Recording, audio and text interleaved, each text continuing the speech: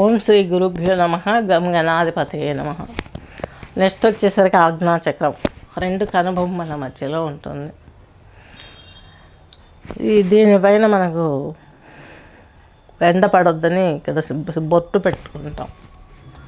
ఇక్కడ రెండు దళాలతో కూడుకొని ఉంటుంది. ఇక్కడ నుంచి మనకి ఇడాపింగళ నాడులు సూర్యనాడి చంద్రనాడి బయలుదేరుతుంది. ఆల్రెడీ సహస్రారం నుంచి బయలుదేరినటువంటి సుషుమ్నా నాడి ఏదైతే ఉందో ఈ భూమధ్యంలో కలిసి 3 నరాలు ఇప్పుడు మనం వేసుకుంటున్న జడ ఆకారంలో ఉంటాయి. అలా అల్లుకొని ఒక్కొక్క ఆర్గాన్కి వెళ్తాయి.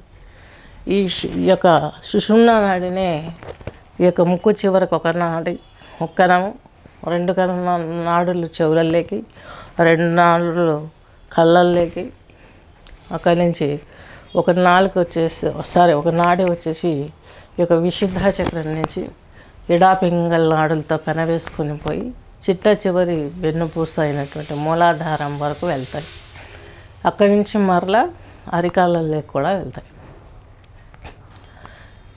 ఈ 3 నాడులు కలిసినటువంటి స్థలాన్నే కుంభమేళ అంటాం, త్రివేణి సంగమం అంటాం. ఇక్కడ మీకు చాలా వరకు దైవశక్తి కోఆపరేట్ చేస్తుంది. ఈ ప్లానెట్ వచ్చేసి శుక్రుడు. ఈ శుక్రుడు వచ్చేసి మీకు నేను చెప్పే గ్రహాలను తప్పుగా ఆలోచించొద్దండి. అస్ట్రాలజీలో ఉన్న వాళ్ళు ఎవరైనా, నేను అస్ట్రానమీ ఫస్ట్ ఉన్నదాని గురించే మాట్లాడుతున్నాను. యోగంలో అస్ట్రానమీ ఉంది, దీని గురించే మాట్లాడుతున్నాను. ఈ అస్ట్రానమీ అంటే ఎలా ఉంది మనకు? సూర్యుడు, బుధుడు, శుక్రుడు. ఇప్పుడు శుక్రస్థానం గురించి మాట్లాడుతున్నాం. ఈ ఆజ్ఞాచక్రంలో అన్నీ తెలుస్తాయి. ఇక్కడ 3 నాడులు ఇలా పైన వేసుకుని ఇలా వెళ్ళిపోతాయి. సుషుమ్నా నాడి ఆజ్ఞా నుంచి ముక్కు చివరకు వచ్చి చెవులలోకి వచ్చి ఇలా చెప్పాను కదా, కళ్ళలోకి వచ్చి మిగతాది శాస్త్రం నుండి వెనుక వెన్నుపాము నుంచి ఈడాపింగ నాడులతో పెన వేసుకుని వెళ్తుంది అనేసి మనము సుషుమ్నాకి నుంచి బయలుదేరుతుందనడానికి ఒక నిగూఢమైనటువంటి ఒక ఆధారం ఉంది. మీరు విష్ణు భక్తులను చూశారనుకోండి, ఈ సహస్రారకముల మాడు నుంచి చక్కగా ఆడవాళ్ళు సింధూరం పెట్టడం చూడండి. అలాగే విష్ణు భక్తులు ఈ యొక్క ముక్కు చివర వరకు కూడా విభూది పెట్టి ఈ కనుబొమ్మల మధ్య నుండి 2 నామాలు తలపైకి సింధూరాన్ని కుంకుమని పెడతారు. ఎందుకు? మనకు ఆయు ప్రమాణమైనటువంటిది ఈ సుషుమ్నా నాడి. దైవశక్తినిచ్చేది సుషుమ్నా నాడి. ఆ ఆది పరాశక్తినే సుషుమ్నా నాడి. ఆ సుషుమ్నా నాడి అక్కడ పెడతారు. ఇప్పుడు మనకు ఒక సామెత కూడా ఉంది, ముక్కు మీద గుద్దితే ప్రాణాపాయం, చనిపోతారు. అలాగే కనుబొమ్మల మధ్యన కాలిస్తే చనిపోతారు. ఇదొక ప్రమాణం. సహస్రారానికి ఏదైనా దెబ్బ తగిలిందంటే చాలా ప్రభావం. సబ్కాన్షియస్ ఓపెన్ అయిందంటే మనిషి పిచ్చోడు అయిపోతాడు. ఇన్ని రకాల అనారోగ్య సమస్యలు ఉన్నాయి. అందుకనే మనకు ఒక స్టోరీ ఉంది.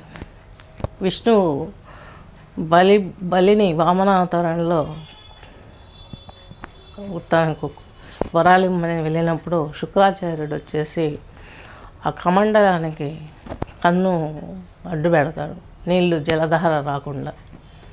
పెట్టినప్పుడు విష్ణువు పుల్లతో అట్లా పొడుస్తాడు. అంటే శుక్రుని ప్రభావం అంత ఉంటుంది మనిషి పైన. ఏ విధంగా? కనిపించిందల్లా తనకే కావాలనుకోవడం. అంటే ప్రకృతి సంబంధమైన విషయాల పట్ల అవగాహన ఎక్కువగా ఉంటుంది, ఆకర్షణ ఎక్కువగా ఉంటుంది, మిగతా వాటిపైన తక్కువగా ఉంటుంది. ఇది కలియుగంలో ఇంకా పిచ్చి మేరిపోయి ఇంకా ప్రాకృతిక సంబంధమైనటువంటి విషయాల పైన అవగాహన ఎక్కువ ఉంది. ఈ చక్రం దెబ్బతింటే మనకు అనేకమైనటువంటి అనారోగ్య సమస్యలు వస్తాయి.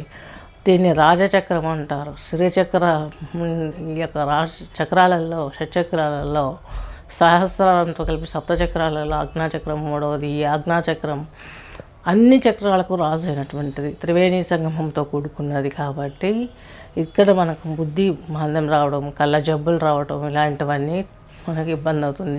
చెవి జబ్బులు రావడం, కణత పోటు రావటం, అలాగే మైగ్రేన్ జబ్బులు రావటం, ఇలాంటివన్నీ జరిగే అవకాశాలు చాలా స్పష్టంగా కనిపిస్తాయి. స్వస్తి.